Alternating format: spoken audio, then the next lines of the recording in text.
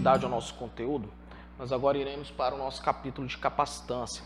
Esse capítulo, na sequência dos capítulos aí, da nossa bibliografia oficial, é o capítulo 30. Ou seja, nós pulamos agora o capítulo 29, porque, do meu ponto de vista, trabalhar o capítulo de capacitância logo depois de um capítulo de potencial e também de um capítulo de lei de Gauss, fica mais didático.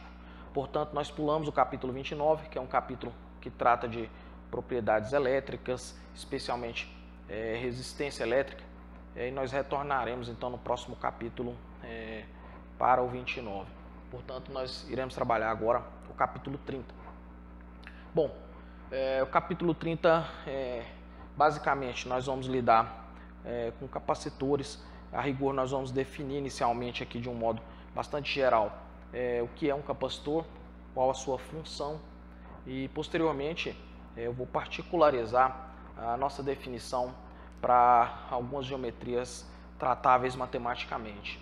Fiquem bastante atentos com relação à forma como é definida um capacitor, porque eventualmente qualquer outra definição que pareça, mas que eventualmente não seja rigorosamente a mesma definição que eu apresentarei aqui, efetivamente não se trata de um capacitor. Então, a rigor, um capacitor será formado por dois condutores. Em geral, a gente chama de placas esses condutores, independente da geometria que eles tenham. Aqui eu não fiz questão de particularizar, obviamente, a geometria para deixar a nossa definição inicial um pouco mais geral. Mas nós temos dois condutores que necessariamente deve conter uma carga de módulo Q, porém de sinais contrários. Portanto, esses dois condutores possuem cargas de mesma magnitude e sinais contrários. E, obviamente, na condição de um condutor, esse condutor então será uma região equipotencial com um potencial positivo, e esse condutor será uma outra região equipotencial associada com um potencial negativo. Bom, pessoal, esses condutores têm que estar a uma certa distância, ou seja, suficientemente próximos para que se estabeleça aí um campo elétrico na região entre esses dois condutores ou entre essas duas placas. Então, rigorosamente, essa que é a estrutura de um capacitor. Você ter dois condutores com a carga de mesmo módulo distribuída nesses condutores e um campo elétrico estabelecido entre eles, sendo que eles estão a certa distância um do outro. Pessoal, quando estivermos trabalhando então com um capacitor, em princípio, poderemos estar interessados no cálculo desse campo elétrico que é estabelecido aqui entre as placas, que obviamente vai depender da geometria das placas. Então, a rigor mesmo, nós utilizaremos muito aqui a lei de Gauss para calcular o campo elétrico entre essas duas placas, seja a integral de EdA é igual aqui sobre ε0. Essa foi uma lei bastante discutida aí nas nossas videoaulas. Bom, outro interesse aqui no estudo dos capacitores é certamente na diferença de potencial que se estabelece entre essas duas placas ou entre esses dois condutores. Uma equação também que pode ser utilizada aqui é a relação da diferença de potencial com o campo elétrico que se estabelece ali entre aquelas placas, seja integral de linha de EdL a menos aqui, né? Bom, pessoal, também essa foi uma equação bastante discutida aí no nosso capítulo de potencial elétrico. E nós utilizaremos aqui bastante essas duas equações nesse contexto. Bom, pessoal, uma outra definição extremamente importante, nós obviamente vamos partir aqui literalmente dessa definição, porque ela é uma das definições mais primitivas aí no estudo dos capacitores. Uma forma de quantificar literalmente a capacidade que esse capacitor tem de segurar carga ou de acumular carga é dada por uma grandeza que nós definimos como capacitância. A capacitância então vai ser definida como a quantidade de carga que um capacitor consegue acumular por unidade de diferença de potencial aplicada em suas placas. E obviamente a forma como é definida essa capacitância, ela reflete exatamente isso, o poder que um capacitor tende a acumular carga. Bom, a unidade da capacitância, portanto, será coulomb por volts, e raramente você vai encontrar essa unidade dessa forma. Em geral, o que nós fazemos é definir essa unidade como Faraday, e vocês já bem sabem disso. Faraday é uma homenagem, obviamente, ao cientista que lidou ou teve as primeiras ideias a respeito dos capacitores. Pessoal, bom, eu já dei a definição aqui do que é capacitância.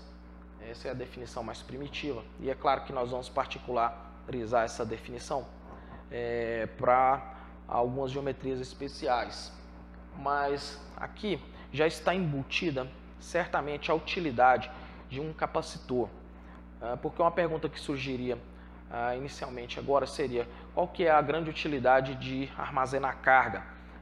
Ou seja, eu estou te dizendo que a utilidade de um capacitor é justamente essa: acumular carga, ou armazenar carga, ou energia. Enquanto ele armazena carga, ele também armazena energia. Eu gosto de pensar na utilidade do capacitor como um armazenador de carga, do ponto de vista da utilidade de qualquer sistema de armazenamento. Você pode pensar, por exemplo, no quanto é útil o sistema de armazenamento hidráulico da sua casa, ou seja, a caixa d'água. Eu poderia citar aqui inúmeras utilidades ou vantagens de se ter um sistema de armazenamento de água, mas uma que certamente é das mais importantes é que, se você tem um sistema de armazenamento na sua casa, você controla a distribuição de pressão para os seus componentes hidráulicos da sua residência. Ou seja, se você não tem um sistema de armazenamento hidráulico, se você não tem uma caixa d'água, eventualmente os seus dispositivos hidráulicos ficarão submetidos a eventuais variações de pressões, ou mais, a uma pressão, possivelmente, uma pressão inadequada, sob a qual esses dispositivos hidráulicos não funcionariam muito bem, ou diminuiria a sua vida útil. Então, a rigor, o que você faz é literalmente controlar a pressão que é distribuída no sistema hidráulico. E mais, além disso, você de fato tem um armazenamento que, numa eventual falta de água, você vai ter água aí, o suprimento de água por um certo tempo. Então, mas eu poderia citar outras vantagens de se ter um sistema de armazenamento de água. E eu gosto de pensar, fazer um paralelo entre um sistema de armazenamento, as vantagens de se ter um sistema de armazenamento de água e um sistema de armazenamento de carga ou de energia. As vantagens são muito parecidas. Então, se você pensa, por exemplo, numa placa de circuito impresso, você tem ali em uma determinada extremidade o suprimento de energia ou de corrente elétrica para essa placa, e eventualmente um componente elétrico que está distante desse ponto de entrada de energia ou de corrente, e que obviamente precisa ser suprido com energia ou com corrente elétrica. Bom, para o funcionamento desse dispositivo elétrico, eventualmente ele pode solicitar ali imediatamente uma quantidade de energia, ele pode ter uma demanda por uma certa quantidade de energia que não seria suprida imediatamente se não existisse um capacitor ali. A gente sabe que os circuitos elétricos, ou as trilhas de um circuito impresso, contém ali uma certa resistência parasita que impediria o suprimento imediato ou necessário para que esse componente funcionasse. Então, a rigor, o que se faz é literalmente instalar próximo desse componente que será suprido de energia, um reservatório de energia ou de carga, que a rigor mesmo seria um capacitor, e esse capacitor então vai suprir a energia para esse eventual componente da forma como ele precisa ser suprido. Bom, pessoal, uma pergunta bastante simples aqui, e nós já vamos aqui, obviamente, introduzir algumas ideias acerca de circuitos elétricos, mas é claro que essas ideias serão mais trabalhadas no capítulo de circuitos elétricos. Mas a rigor mesmo, como que eu carregaria um capacitor na prática? Bom, literalmente é pegar um capacitor, o símbolo do capacitor num circuito elétrico ou num esquema de um circuito elétrico é dado dessa maneira, mas é literalmente pegar esse capacitor e ligar numa bateria ou numa fonte de energia. E a rigor o que está acontecendo é que esses fios aqui, em princípio, ideais, fios sem resistência, transfere ou transporta essa diferença de potencial para as placas do meu capacitor.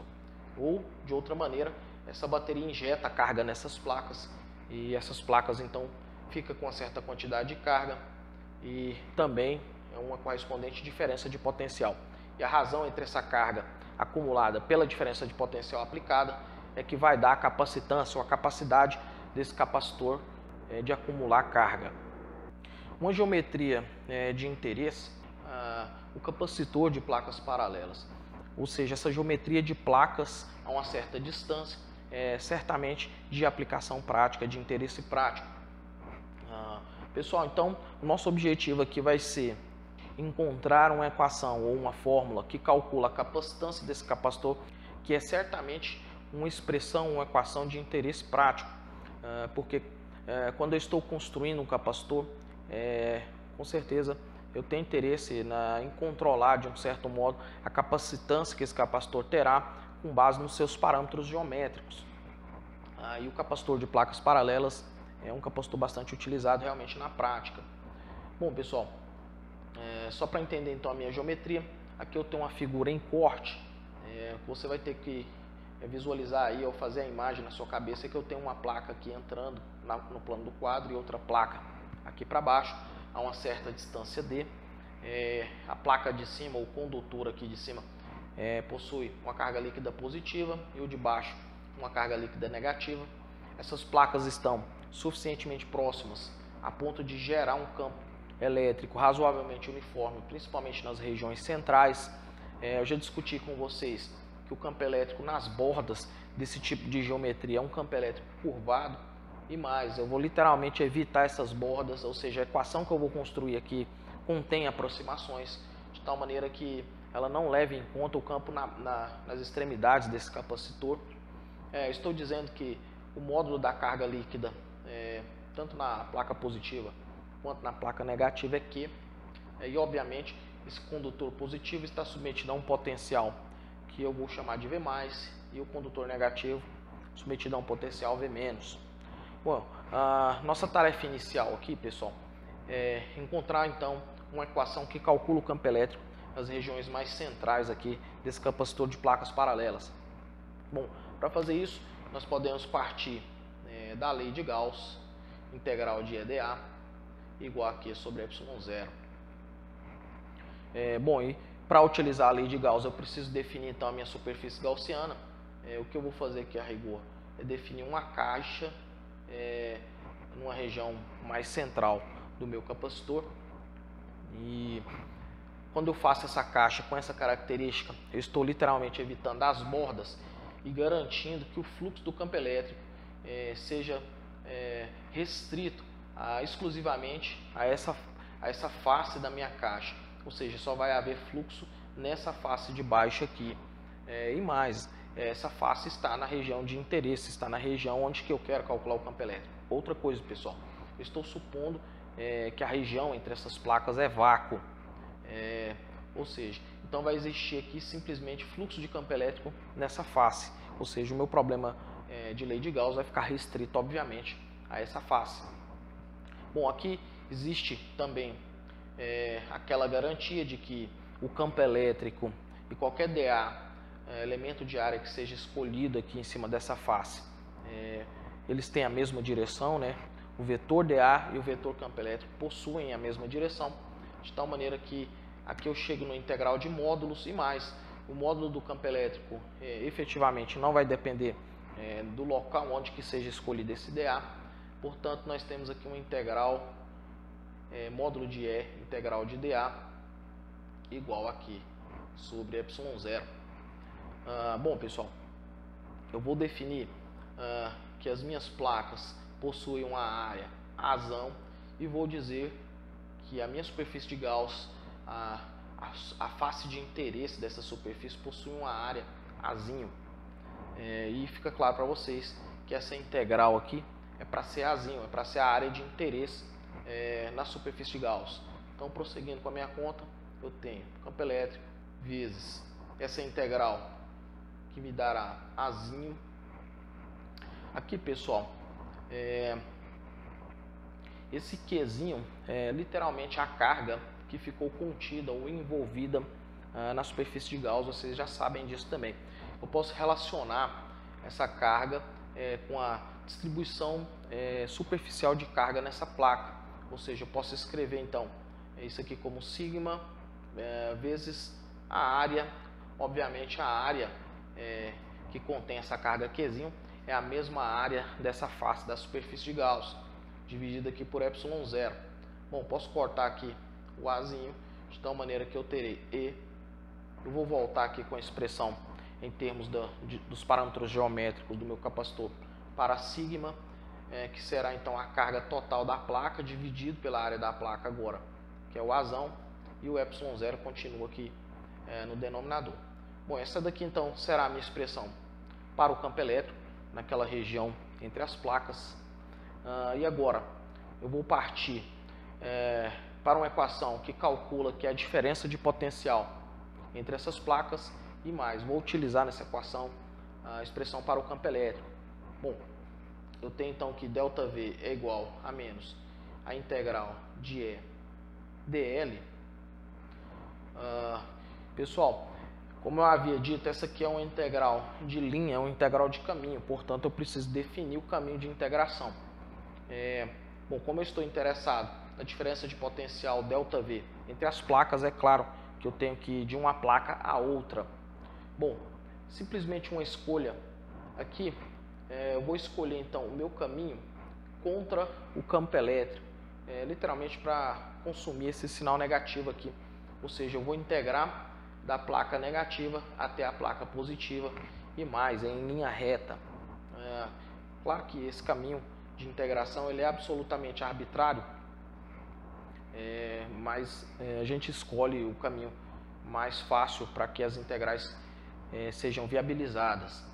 Então, o que eu terei aqui é menos a integral é dl, então eu vou ficar com o módulo de E, módulo de dl, e aqui fica claro para vocês que o E está na vertical para baixo e o dl foi escolhido na vertical para cima. Lembrando que o dl, na verdade, é um trecho diferencial daquele caminho que eu defini ali na figura.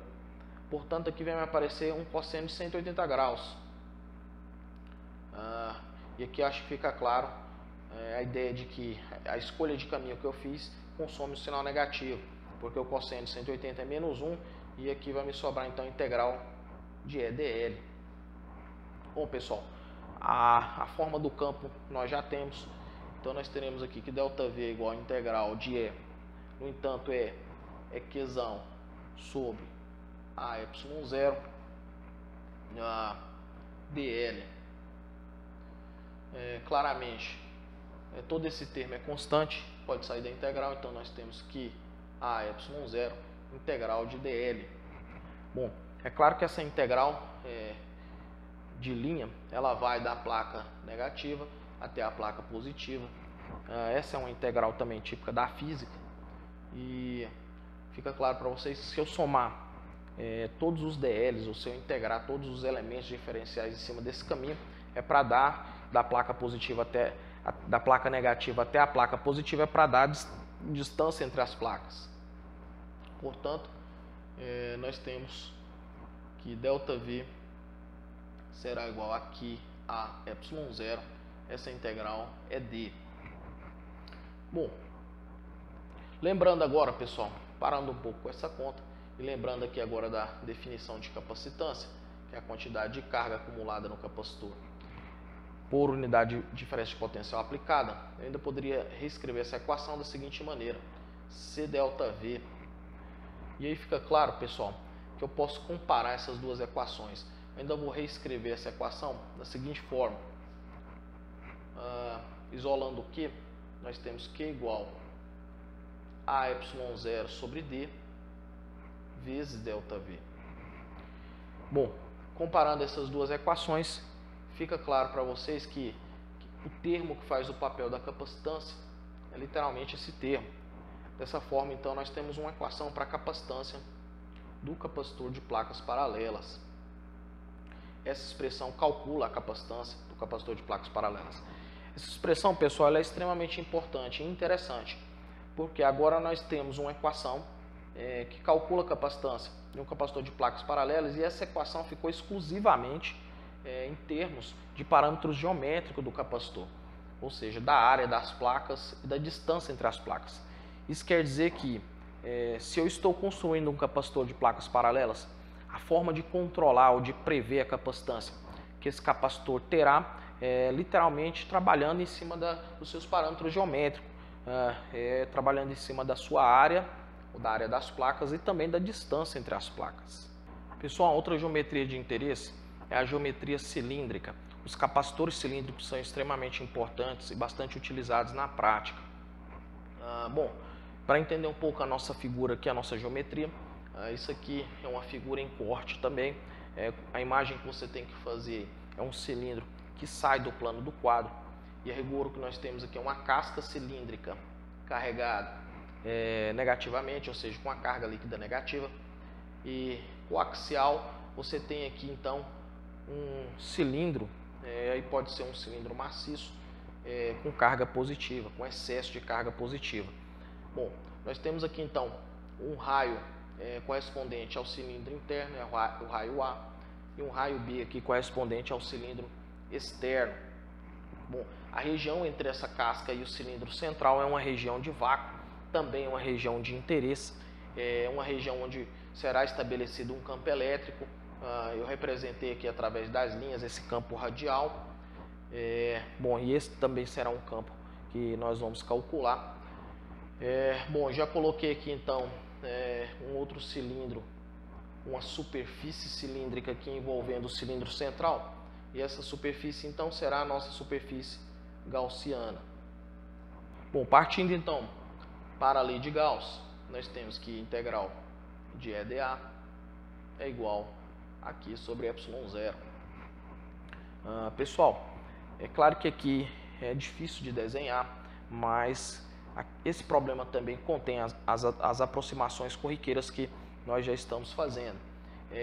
Eu envolvi o cilindro central com outro cilindro que representa a superfície gaussiana, e o que você tem que ter em mente é que esse cilindro está mais nas regiões centrais, ou seja, eu estou longe das bordas desse capacitor cilíndrico, justamente por conta daquela questão de que nas bordas o campo é curvado, e eu evito sempre essa região.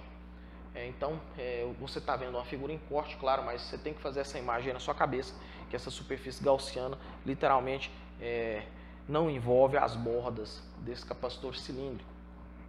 Bom, então nós teremos aqui, obviamente, campo elétrico ou fluxo de campo elétrico, melhor, nessa superfície lateral desse cilindro, que é a nossa superfície gaussiana, e aí todas aquelas garantias são mantidas. O vetor campo elétrico e o vetor dA, para qualquer dA, possui a mesma orientação. O módulo do campo elétrico não depende da escolha de dA, e portanto pode sair da integral, e aí nós teremos então E integral de dA igual aqui sobre ε0. Bom, aqui nós temos então essa integral de dA, pessoal, é claramente a área lateral de um cilindro, a rigor mesmo o cilindro que dá a superfície de Gauss. Portanto, será o perímetro da base, que é 2πr. Eu defini o raio desse cilindro que representa a superfície gaussiana. Então, o perímetro da base vezes o comprimento. Eu vou dizer que o comprimento, que não dá para representar aqui na figura que obviamente está em corte, eu vou dizer que o comprimento da superfície de Gauss é Lzinho. Bom, pessoal, aqui existe uma sutileza com relação a essa carga Q. Essa carga Q, como eu disse, não é a carga total distribuída no meu capacitor, não é a carga do meu capacitor. Essa carga Qzinho, ela vai ser a carga que ficou envolvida pela superfície gaussiana. Mas eu posso relacionar claramente essa carga Qzinho com uma distribuição superficial de carga, que está obviamente associada com esse cilindro central, que é a carga que ficou envolvida aí pela superfície gaussiana. Posso escrever isso aqui como sigma vezes a área correspondente à carga que ficou encerrada ou envolvida pela superfície gaussiana.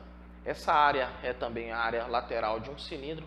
No entanto, como a carga está restrita ao cilindro central, o raio a ser utilizado nessa área é o raio do cilindro central. Então nós temos o perímetro, que é 2πa, vezes, obviamente, o Lzinho, que é a altura da superfície do cilindro, que representa a superfície gaussiana. Bom, pessoal, esse 2π pode cortar com 2π, o Lzinho com o Lzinho, de tal maneira que nós temos aqui, então, E igual a sigma A sobre Rzinho.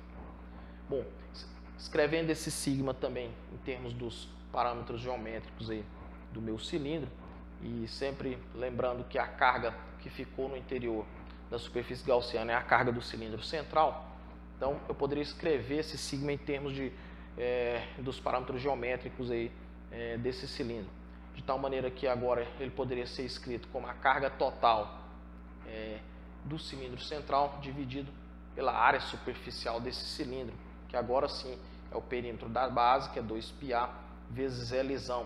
Lzão para mim agora então vai ser o comprimento desse capacitor cilíndrico. Comprimento então Lzão. Bom, aqui então nós temos aqui o Azinho sobre Rzinho. Bom, pessoal, esse A ainda pode cortar, então nós ficamos com a equação para o campo como sendo Q sobre 2π ε0 Rzinho Lzão. Prosseguindo com a equação para a diferença de potencial entre esses dois cilindros, nós temos então que ΔV igual a menos a integral de E dl. Bom, essa integral, como eu disse, é uma integral de caminho. Eu preciso escolher o meu caminho, que obviamente vai de uma placa até a outra placa do capacitor. Eu vou definir esse caminho contra o campo, justamente para consumir o sinal negativo. Então, meu caminho de integração será um caminho radial e mais contra a orientação do campo elétrico, de tal maneira que esse sinal negativo será consumido. Então, eu fico com integral de E dl. Bom, pessoal, a forma da variação do campo em termos de R eu tenho, então nós temos que escrever isso aqui como sendo integral de Q sobre 2π ε0 Rzinho Lzão dlzinho. Bom, como eu disse para vocês, eu estou integrando contra o campo, portanto eu estou indo da placa negativa para a positiva. Só para enfatizar isso, eu vou dizer que a minha integral está indo de menos até mais, de menos até mais. Bom, o que for constante pode sair da integral, então nós temos aqui Q sobre 2π ε0 Lzão, integral de dl sobre Rzinho. Pessoal, aqui tem uma certa sutileza também.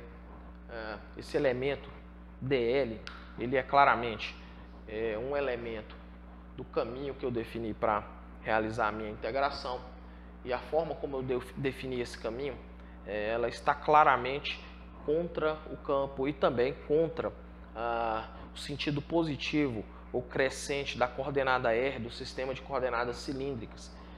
O que eu estou te dizendo é que uma variação, mesmo que seja infinitesimal em L, corresponde ali literalmente a uma variação negativa na coordenada R do sistema de coordenadas cilíndricas.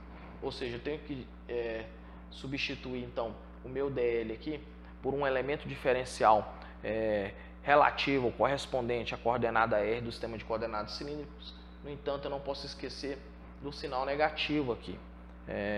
Bom, prosseguindo então com a minha conta, eu tenho ΔV igual a menos Q sobre 2π ε0L, integral de dr sobre R.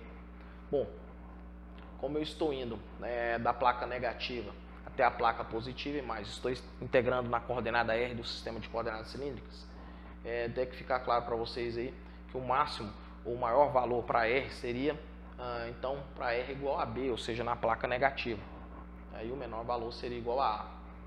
Bom, fazendo essa integral, nós temos que ΔV é igual a menos Q sobre 2π ε0 Lzão. Essa integral é claramente o ln de R. E aí nós temos ln de R, então, aplicado de B até A. Aplicando aqui, então, os limites de integração, nós temos que menos Q sobre 2π ε0L. Isso aqui vai me dar então ln de A sobre B. Bom, pessoal, para consumir esse sinal menos, eu posso inverter aqui essa fração no argumento do logaritmo. Então, tenho que Q sobre 2π ε0L ln de B sobre A. Bom, agora eu posso comparar essa equação com a equação que define a capacitância da seguinte maneira. Eu tenho a equação que define a capacitância como sendo Q igual a C delta V. Eu posso isolar o Q nessa equação de tal maneira que nós temos aqui 2π ε0L sobre ln de B sobre A vezes delta V. Bom, e dessa comparação fica claro aí para vocês que esse termo aqui faz o papel da capacitância, ou seja, então finalmente nós temos aqui uma equação para a capacitância de um capacitor com geometria cilíndrica.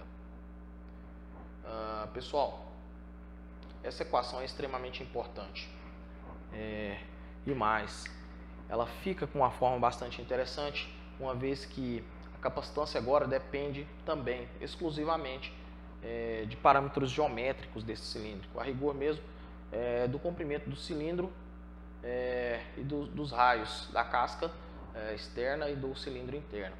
Ou seja, isso me diz que se eventualmente eu queira construir um capacitor, a forma de prever ou de modelar a sua capacitância é literalmente trabalhar nos seus parâmetros geométricos. Pessoal, a terceira e última geometria que nós vamos trabalhar aqui é a geometria esférica, ou seja, nós vamos também calcular uma expressão para a capacitância de um capacitor com geometria esférica. Eu vou literalmente aproveitar a mesma geometria que eu construí para o capacitor cilíndrico. No entanto, agora o que você está vendo é uma figura em corte de uma geometria esférica. A rigor que nós temos aqui agora por fora é uma casca esférica de raio B e interna, concêntrica, uma esfera de raio A. Bom, de tal maneira que a região entre essas duas esferas é vácuo e você tem um campo elétrico estabelecido. E também eu envolvi aqui a região ou a esfera central com uma superfície gaussiana com geometria esférica também e com um raio Rzinho. Bom, a rigor nós partimos aqui então da lei de Gauss para o cálculo do campo elétrico. Bom, aqueles argumentos se mantêm, E e dA para qualquer dA tem a mesma orientação, e além disso o módulo de dA, o módulo de E não depende de dA, de tal maneira que podemos tirar esse módulo de campo da integral. Nós temos agora aqui então o módulo do campo. Essa integral é literalmente a área da superfície da esfera que dá a superfície gaussiana. Então isso aqui vai ser 4π Rzinho ao quadrado. Bom, pessoal, aqui esse é um problema que não contém absolutamente nenhuma aproximação, uma vez que geometria esférica não vai ter bordas ou cantos a ponto de que o campo se curve. Então, literalmente, eu não vou introduzir aqui nenhuma aproximação. A minha superfície gaussiana é uma superfície esférica que literalmente envolve toda a carga central. Portanto, a carga que tem que aparecer aqui é justamente a carga Q, que é a carga contida, o módulo da carga contido na esfera central. Bom, passando então esse termo dividindo, nós temos aqui Q sobre 4π ε0 R ao quadrado. E essa então é a expressão para o campo elétrico na região de vácuo aqui entre as duas esferas. Pessoal, bom, nós já podemos partir direto agora para a equação que calcula a diferença de potencial, integral menos a integral de E dl. Novamente, eu vou aproveitar o caminho que já havia sido definido, vou integrar contra a coordenada R agora do sistema de coordenadas esféricos, e também estou obviamente integrando num caminho que vai contra o campo. Portanto, nós temos aqui integral de E dl, e agora, novamente, estou indo do potencial negativo até o potencial positivo. Eu sei agora a forma do campo, que é Q sobre 4π ε0 r ao quadrado. E obviamente nós vamos integrar em R, portanto nós iremos de B novamente até A, e o dl novamente é uma variação em L, que obviamente corresponde aí a uma variação negativa na coordenada do sistema de coordenadas esféricos. O que é constante aqui pode sair da integral, então nós temos menos Q sobre 4π ε0 integral de B até A de dr sobre R ao quadrado. Resolvendo essa integral, então nós temos menos Q sobre 4π ε0. Essa integral é claramente menos 1 sobre R aplicado de B até A. Aplicando aqui então os limites de integração, nós temos que ΔV é igual a Q sobre 4π ε0, 1 sobre A menos 1 sobre B. Bom, trabalhando nesse parênteses, nós temos que Q sobre 4π ε0 igual a B menos A sobre AB. Bom, pessoal, e novamente, comparando com essa equação, Q igual a C ΔV, nós podemos isolar o Q aqui também, de tal maneira que nós temos 4π ε0 AB sobre B menos A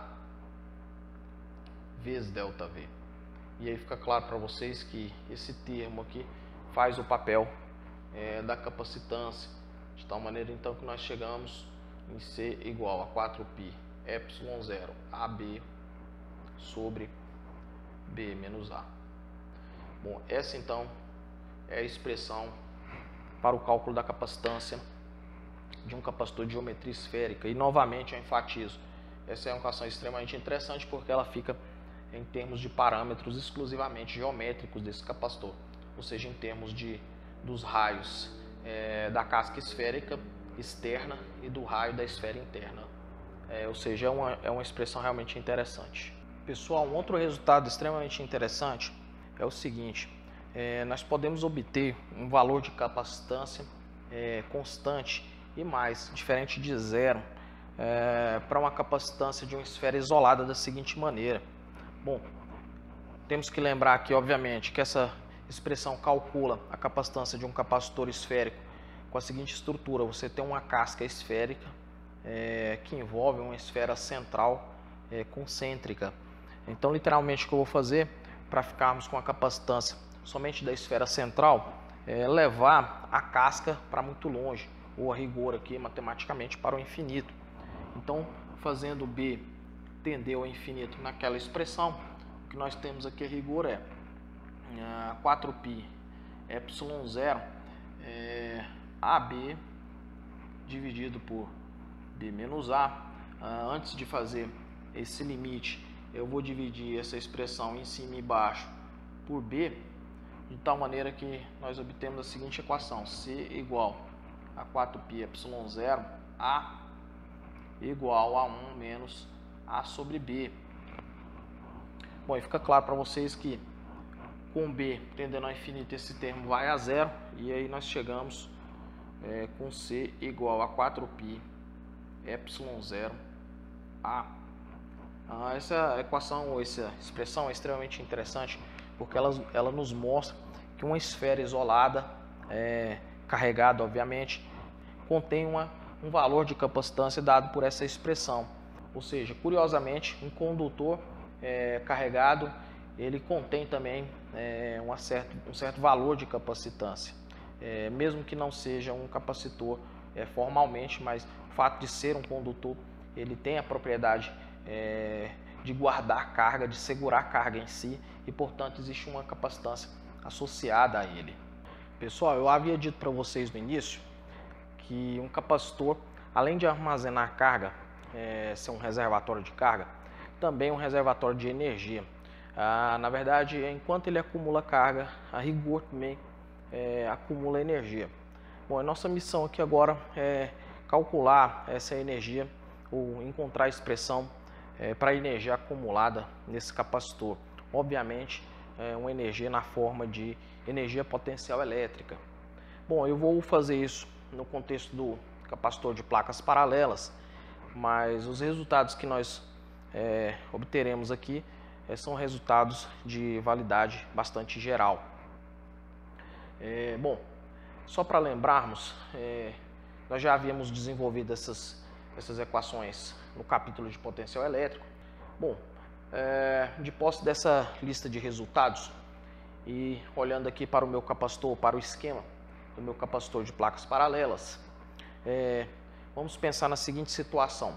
Imagine que eu, de alguma forma, consiga carregar o meu capacitor tirando elétrons da placa, que vai ficar, obviamente, com a carga líquida positiva, e injetando esses elétrons na placa, que obviamente vai ficar com a carga negativa, com a carga líquida negativa.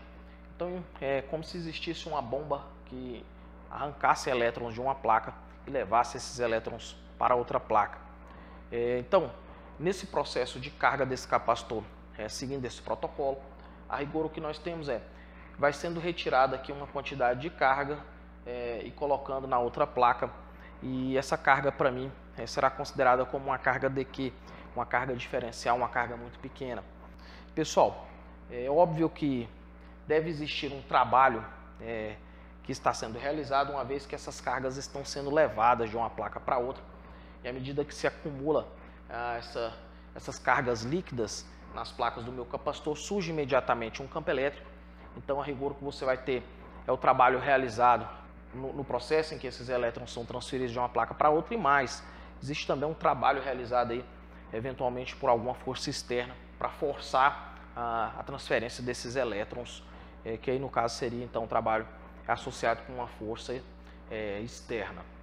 Bom, caso eu queira então o trabalho total para que eu consiga levar uma quantidade de carga Q, de módulo Q, de tal maneira que aqui fique uma carga de módulo Q positiva, e aqui uma carga de módulo Q negativa.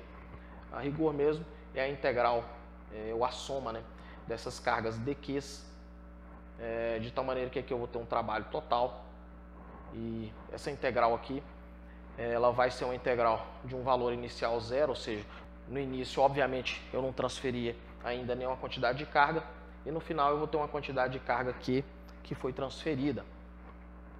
Bom, ainda posso reescrever essa integral utilizando aqui na diferença de potencial a definição da capacitância, de tal maneira que aqui vai me aparecer Q sobre C dQ. Bom, pessoal, para não ter problemas com a anotação aqui, eu vou colocar uma linha aqui no Q, até porque eu estou integrando de 0 a Q.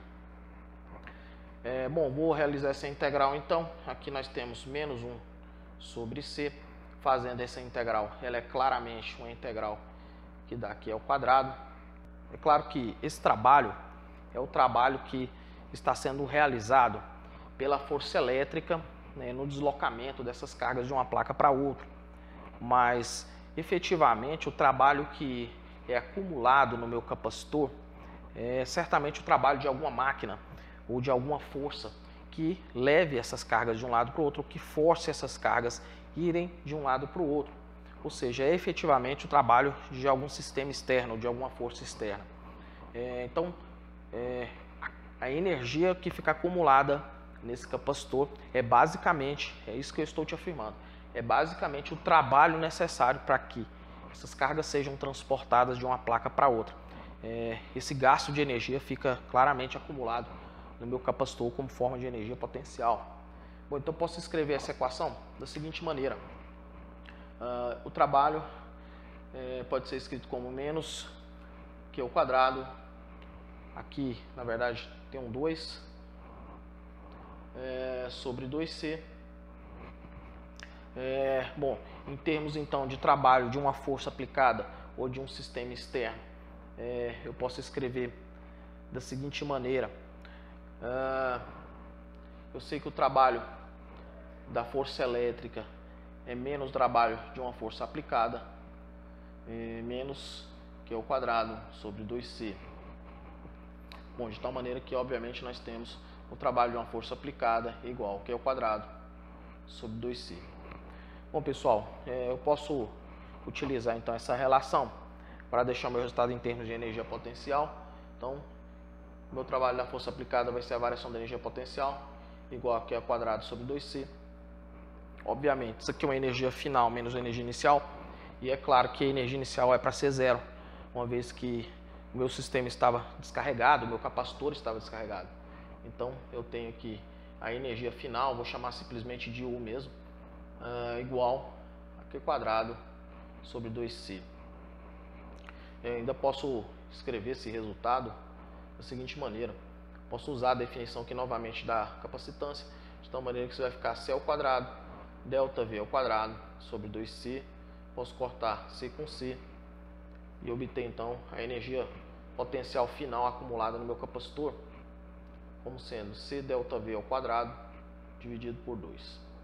Bom, essa é uma equação bastante conhecida de vocês, eu imagino que seja, porque é um resultado que a gente trabalha com ele desde o ensino médio, mas essa é efetivamente a equação que calcula a energia potencial acumulada num capacitor carregado. Pessoal, ainda posso ver esse resultado de um ponto de vista muito mais interessante e bem mais geral. Ao invés de falar de energia potencial, eu vou construir agora uma equação que calcula a densidade de energia, que a rigor é a energia potencial por unidade de volume. Essa é uma forma de deixar a energia independente da geometria que nós trabalhamos, uma vez que nós estamos aqui trabalhando dentro do contexto do capacitor de placas paralelas. Bom, então eu vou construir essa equação aqui para densidade de energia e essa equação tem realmente uma validade geral. A critério, pessoal, quando nós dizemos que um capacitor guarda energia ou armazena energia, a critério mesmo, essa energia ela é armazenada no campo elétrico, porque o que um capacitor faz literalmente é confinar numa determinada região um campo elétrico. E esse campo elétrico confinado guarda uma certa quantidade de energia potencial que eventualmente pode ser usada ou utilizada para realizar trabalho. Então, quando a gente vê essa energia do ponto de vista de densidade de energia, a rigor é o que eu estou mostrando aqui, o que eu vou mostrar é a quantidade de energia armazenada no campo, ou por unidade de volume ocupado pelo campo. Bom, o que eu vou definir aqui então como densidade de energia vai ser representado pela letra U minúscula, então vai ser a energia potencial, que nós já sabemos calcular, dividido então pelo volume que o campo ocupa. Bom, pessoal, a energia potencial então nós temos que é C delta V ao quadrado sobre 2, e aqui nós temos 1 sobre o volume. Bom, claro, nós estamos no contexto do capacitor de placas paralelas, o volume ocupado pelo campo elétrico aqui é basicamente a área das placas vezes a distância entre elas. Então aqui nós temos que A vezes D. Bom, nós podemos ainda utilizar aqui a expressão para capacitância do capacitor de placas paralelas, que nós já conhecemos. Então esse aqui vai ser ε0 A sobre D. Bom, vou copiar aqui ainda delta V ao quadrado sobre 2. E aqui nós temos ainda 1 sobre A vezes D. Pessoal, nós podemos mostrar, bom, vou parar um pouco aqui com essa conta, e nós podemos mostrar facilmente, através da relação entre a diferença potencial e o campo elétrico, nós podemos mostrar facilmente dessa relação, e mais, escolhendo um caminho em linha reta de uma placa para outra, no caso do capacitor de placas paralelas, nós podemos mostrar facilmente que a diferença potencial entre as placas do capacitor de placas paralelas é dado pelo campo, o módulo do campo, vezes a distância entre as placas. Bom, eu posso trocar então ΔV aqui na minha densidade de energia pelo campo vezes a distância entre as placas, de tal maneira então que eu vou ter a minha densidade de energia sendo ε0A sobre D. Bom, ΔV ao quadrado vai ser E ao quadrado vezes D ao quadrado sobre 2. E aqui eu tenho ainda 1 sobre A vezes D. Bom, esse D ao quadrado pode cortar com esse D e com esse D. A área corta com a área. e literalmente o que nos sobra é o ε0, é o quadrado, a densidade de energia é ε0 e ao quadrado sobre 2. Pessoal, isso aqui é um resultado bastante interessante, tá? E aparentemente restrito, mas quando você avança no conteúdo, de fato você vê que isso aqui tem realmente uma validade geral. Essa aqui é a densidade de energia, ou a expressão que calcula a densidade de energia armazenada num campo. Pessoal, nós vamos fazer aqui agora uma abordagem um pouco mais qualitativa de um capacitor com dielétrico. O que seria um capacitor com dielétrico? Na prática, pessoal, a região entre as placas de um capacitor raramente é vácuo. A rigor mesmo se utilizam, até por questões de viabilidade de fabricação desses equipamentos, se utiliza algum material dielétrico. A critério é um material dielétrico, é um material isolante, obviamente tem que ser um material isolante que é literalmente colocado entre as placas. Se esse material não for isolante, é óbvio que o capacitor perderia todas as suas propriedades, porque você estaria descarregando um capacitor se você coloca um material condutor entre as placas desse capacitor. Então, o dielétrico é algum material isolante que é colocado entre as placas de um capacitor. Mas a pergunta que surge é qual o efeito, ou o que acontece se eu colocar esse material dielétrico entre as placas de um capacitor.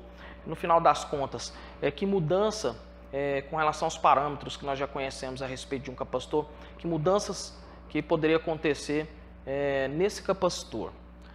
Bom, aqui nós vamos mostrar aqui um resumo muito enxuto mesmo de algumas experiências feitas por Faraday, que, como eu disse já para vocês, foi um dos cientistas pioneiros aí nos estudos dos capacitores. Literalmente o que ele fazia era monitorar a diferença de potencial de um capacitor na presença de um dielétrico ou na ausência desse dielétrico. Então ele percebia o seguinte, imagina aqui o seguinte esquema. Eu tenho aqui um capacitor carregado, ligado aqui no multímetro, ajustado aqui para medir diferença de potencial, ou seja, um voltímetro. Então eu coloquei aqui o meu ponteiro indicando aqui um certo valor de diferença de potencial.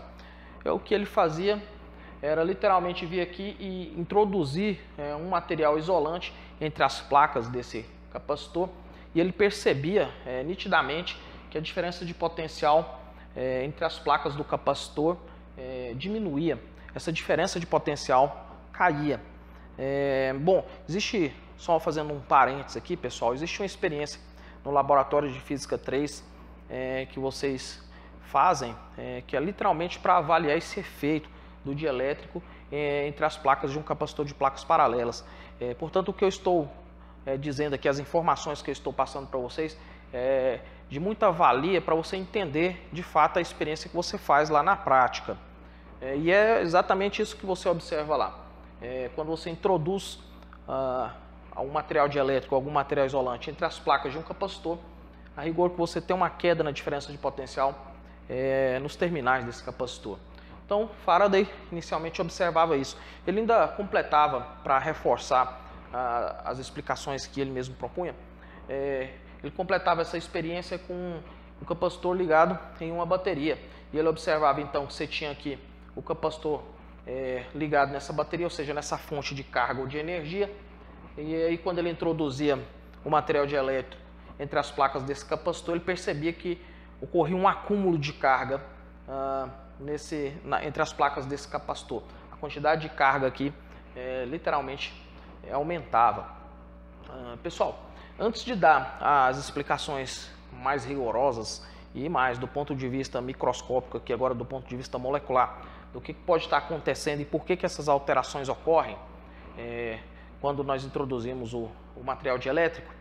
Além disso, Faraday ainda observava que os valores das capacitâncias dos capacitores ficavam multiplicados por uma constante, e mais, uma constante característica do material que ele introduzia entre as placas do capacitor. Então ele percebia que, por exemplo, se eu tenho aqui a capacitância do capacitor de placas paralelas dado por ε0A sobre D, ele percebia que essa constante, ou essa capacitância, ficava multiplicada por uma outra constante, que, como eu disse, característica do material. Então, isso acontecia para capacitores com geometrias diversificadas e também para dielétricos de elétricos com materiais variados.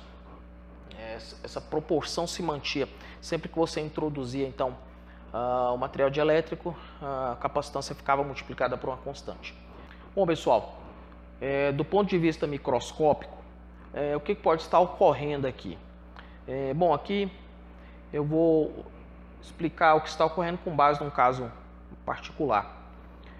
Então, imagine o seguinte, você tem um material qualquer, isolante, e eu estou supondo aqui inicialmente que esse material é polar, ou que as moléculas que compõem esse material sejam moléculas polares.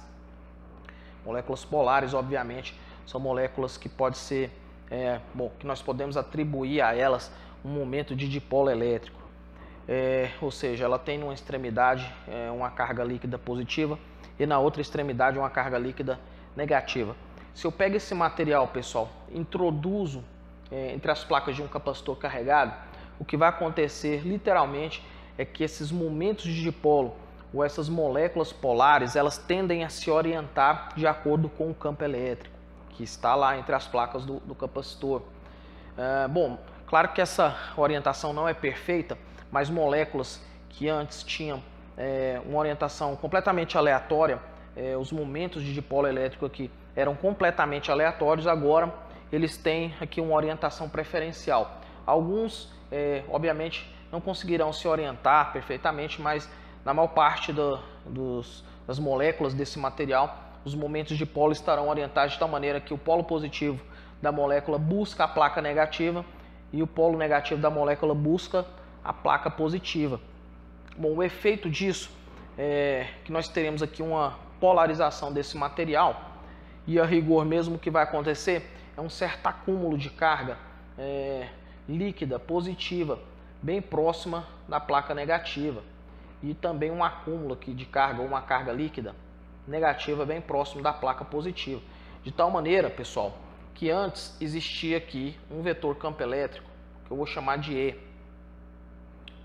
Vamos chamar de E0. Existia aqui um campo elétrico E0. Bom, essa polarização do material então acaba gerando um campo, obviamente um campo bem mais fraco, e essa intensidade desse campo também obviamente vai depender da facilidade que esse material tem para ser polarizado, mas esse campo é certamente mais fraco do que o campo E0. Eu vou chamar esse campo de E, e claramente ele é um campo contrário, então surge esse campo aqui E contrário, de tal maneira que, a rigor mesmo, nós teremos um campo elétrico resultante, dado por esse vetor, vou chamar de ER. Pessoal, então, o que você detecta com algum instrumento de medida, é certo que é um parâmetro associado com o campo elétrico resultante. Então, o que eu estou te dizendo aqui é que antes você tinha um campo E0 e agora você tem um campo ER. Então, a introdução do material dielétrico acaba reduzindo a intensidade desse campo elétrico aqui dentro. Bom, nós já mostramos para vocês que a gente pode relacionar a diferença de potencial entre as placas de um capacitor de placas paralelas com o campo através dessa equação. E, obviamente, desde que seja mantida a distância entre as placas, se o campo cai ou se o campo é reduzido, a diferença de potencial também cai, também é reduzida. E é literalmente isso que Faraday observava. Ele media essa diferença de potencial e quando ele introduzia o material dielétrico, ele percebia que a diferença de potencial diminuía. Ou seja, claro que ele não tinha a visão muito clara a respeito do que estava acontecendo ali microscopicamente, mas hoje nós conseguimos dar muito bem essas explicações e conseguimos entender aí de um ponto de vista microscópico o que está ocorrendo nessa situação. Pessoal, só por completeza e para encerrarmos aqui o nosso capítulo, quero falar um pouco com vocês a respeito de associação de capacitores. Eu vou falar disso daqui de uma maneira muito rápida e não vou enfatizar isso também, porque é certo que esse aqui é um assunto muito discutido no ensino médio. O foco do estudo de capacitores no ensino médio é justamente essas associações de capacitores.